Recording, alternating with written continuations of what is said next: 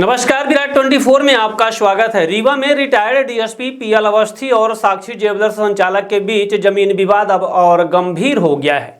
विवाद का हल किसी नतीजे तक नहीं पहुंच पा रहा है। रिटायर्ड डीएसपी पीएल अवस्थी का कहना है कि विभाग जो भी फैसला देगा वे उसे मानने के लिए तैयार है, जबकि व्यापारी पक्ष पहले एफआईआर और बाद में सीमांकन की मांग पर अड़ा हुआ है। पिछले कई दिनों से राजस्व विभाग की टीमें मौके पर पहुंचती हैं, लेकिन व्यापारी पक्ष के नहीं आने से प्रक्रिया अधर में है।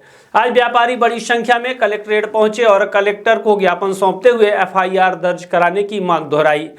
व्यापारी संघ ने चेतावनी दी है कि यदि जल्द कार्यवाही नहीं की गई तो संगठन आगामी बैठक में बड़ा निर्णय लेगा। विवाद बढ़ने से व्यापारियों में नाराजगी और तनाव का माहौल बना हुआ है।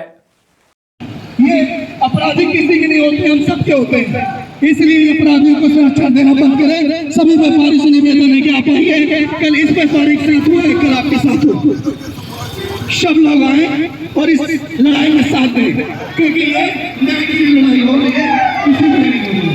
अपराधी को सुरक्षा देना बंद करें। जाने तो छिना के टोट नहीं होगा। मैंने तो और जो नहीं होगा दो ही लोग पकड़ा था, बहुत जो भी है यहाँ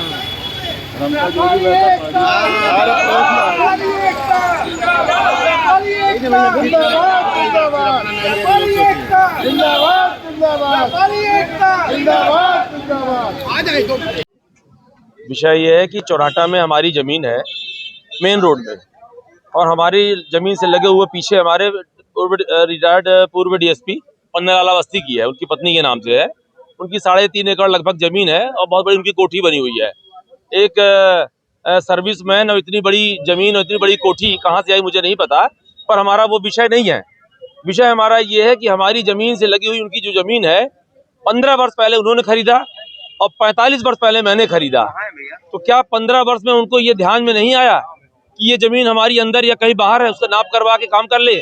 अचानक चोरी करके रातों रात बाउंड्री वाल तोड़ करके मकान तोड़ के अंदर घुस गए, ये सरासर गलत है। उन्होंने कानून के जानकार है, वो दिमाग लगाकर उन्होंने सुनियोजित तरीके से काम किया है। ये अपराध की श्रेणी में आता है और हमारे जो एफआईआर कराना हम गए थे, हमारे उसमें एफआईआर दर्ज की जाए।